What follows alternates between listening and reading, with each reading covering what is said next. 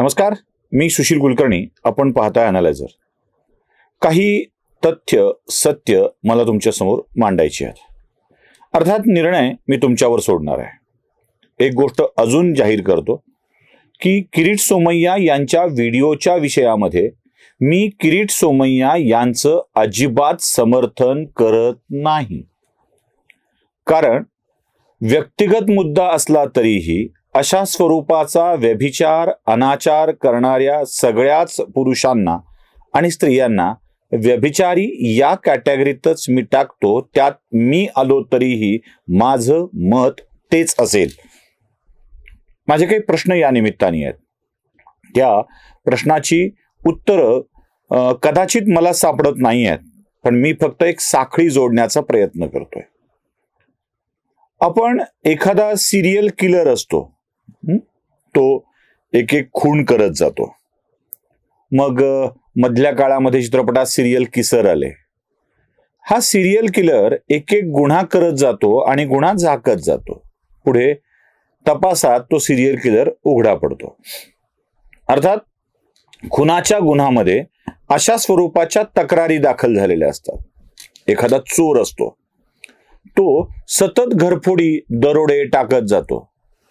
घरफोडी दरोडे याच्या विषयामध्ये गुन्हा दाखल झालेला असतो आणि त्याची तपास सुरू असतो. तपासात आरोपी निष्पन्न होतो.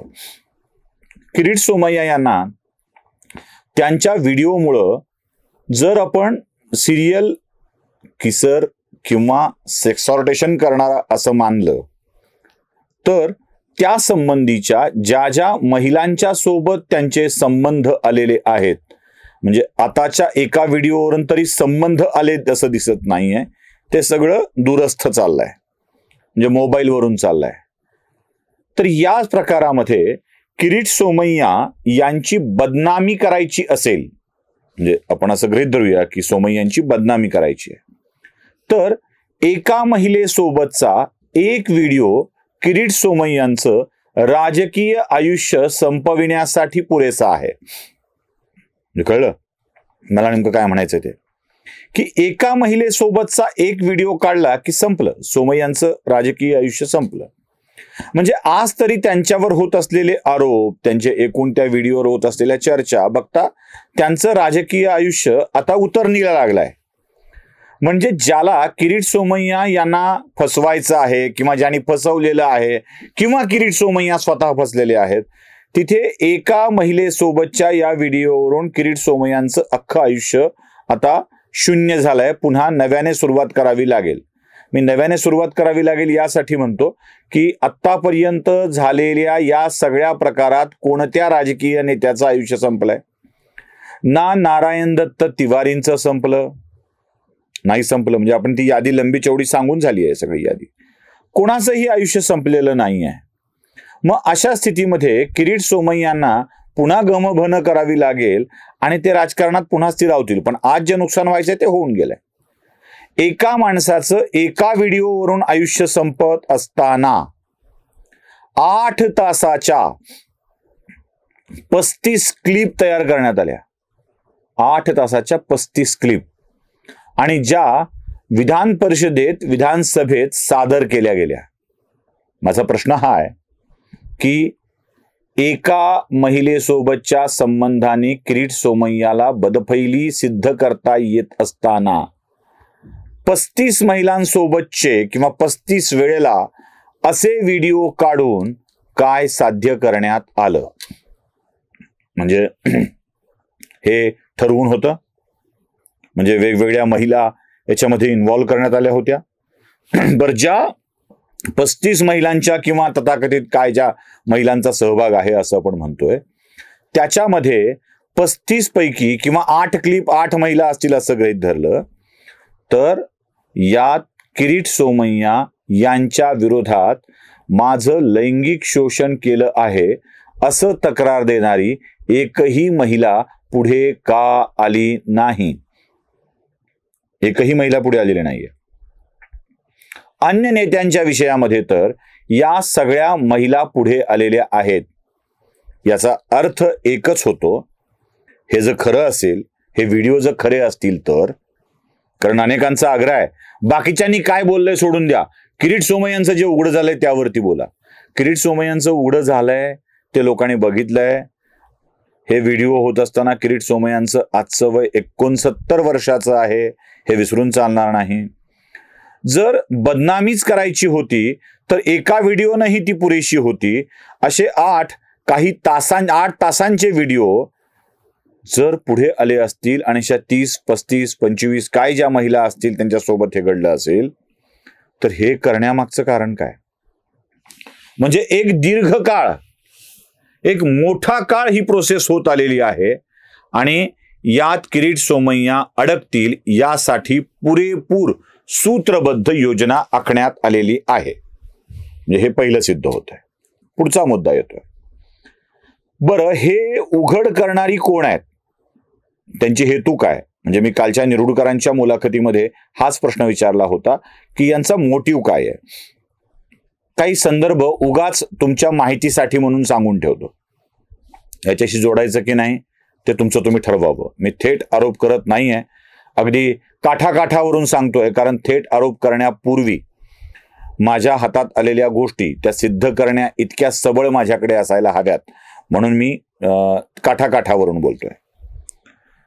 आम्हाला एक गाणं वेगवेगळ्या चळवळीत सांगितलं जातं आणि त्याचे संबंध जोडायचे असतात, लक्षात राहावं म्हणून.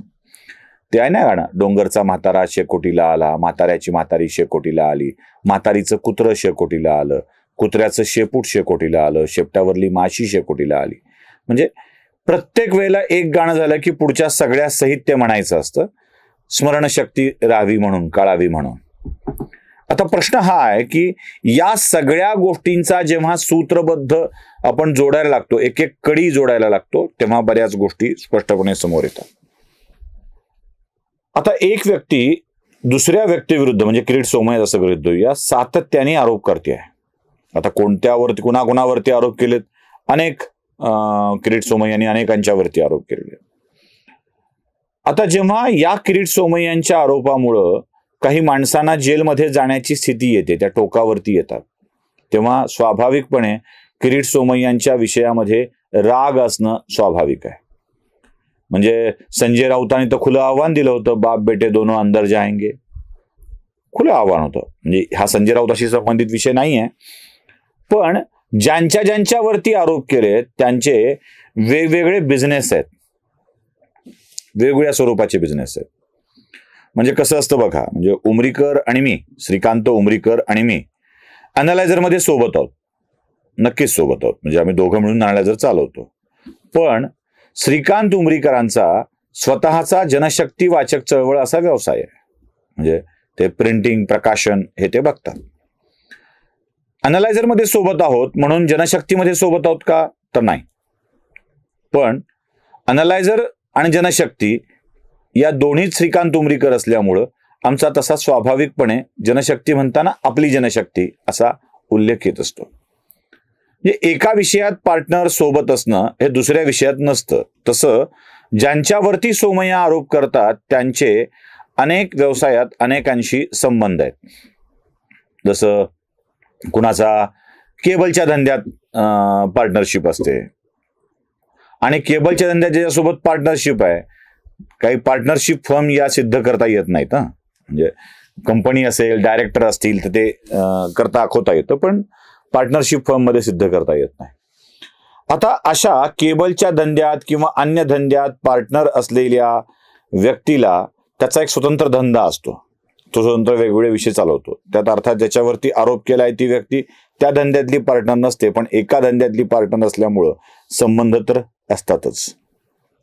मग आपण ज्या धंद्यात दुसऱ्या व्यक्तिशः आहोत त्या धंद्यात सोमय्यांचं बॉम्ब करून बॉम्बस्फोट उडवायचा आणि सगळं उघड करून दाखवायचं, असं होऊ शकतं ना?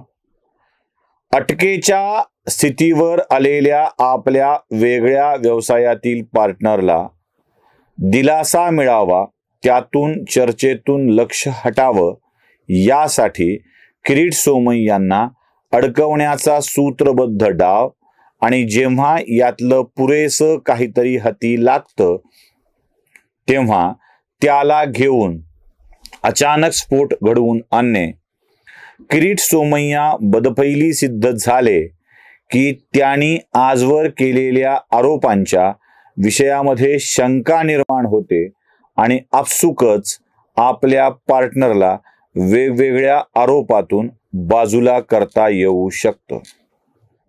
आता सोमय्यांनी आरोप केलेल्यापैकी बरेच जण म्हणजे राष्ट्रवादी काँग्रेसचे तरी भाजपच्या सोबत आहेत.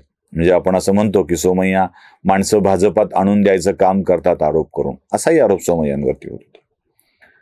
त्यातले राष्ट्रवादीचे तर भाजपच्या सोबत आलेले आहेत आणि जे आले नाहीत त्यांचा काही प्रयत्न होता का याबाबतही विचार करायला हवा. जी गोष्ट एका व्हिडिओनं शक्य होती त्यात अनेक महिलांना गुंतवल्या का गेलं? सोमय्या सेक्सॉर्टेशन करत असतील, म्हणजे सोमय्या लैंगिक छळ करत असतील, लैंगिक शोषण करत असतील, तर त्यांना या सगळ्या व्हिडिओ करायला एक स्वाभाविक गोष्ट आहे. म्हणजे एक व्यक्ती लैंगिक शोषण करतोय तो तर काय पुरावे करून आपल्या लैंगिक शोषणाचे पुरावे समोर ठेवून आपणच अडकू याची व्यवस्था करणार नाही. ज्यांचं लैंगिक शोषण होतं आहे त्याही आपल्या इज्जतीचे वाभाडे या स्वरूपात काढू देतील ही शक्यता दिसत नाही. असं सगळं असताना कोण ही व्यवस्था केली होती, कोण विषकन्या पेरल्या होत्या, कोण मोहिनी अस्त्राचा वापर केला होता, या सगळ्याचा विचार झाला पाहिजे. हनी ट्रॅप तर आपल्याकडे चालूच आहे. या हनी ट्रॅपचा वापर झाला आहे का आणि कोण कोणाचा पार्टनर कोणाला उघड करतोय किंवा कोणाला मदत करतोय याबाबतची ही चर्चा आणि खुलासे व्हायला हवेत असं आम्हाला वाटतं. आजच्या विषयाचा हा किरीट सोमय्यांच्या विषयातला शेवटचा व्हिडिओ करून मी थांबतोय. यावरती भाष्य आता काही नवी माहिती आली तरच होईल, कारण ज्या व्हिडिओला बघायला विधान परिषदेच्या उपसभापती नीलम गोऱ्हे यांना अक्षरशः वाईट वाटलं होतं की हे बघू शकत नाहीयेत, ज्याची चर्चा करताना वाईट वाटतंय, अशा विषयी फार काही चर्चा करून त्या घाणीत हात घालावे असं मला वाटत नाही. म्हणून किरीट सोमय्या यांच्या विषयावरचा नवी काही घडामोड होईपर्यंतचा हा माझा शेवटचा व्हिडिओ असेल. नमस्कार.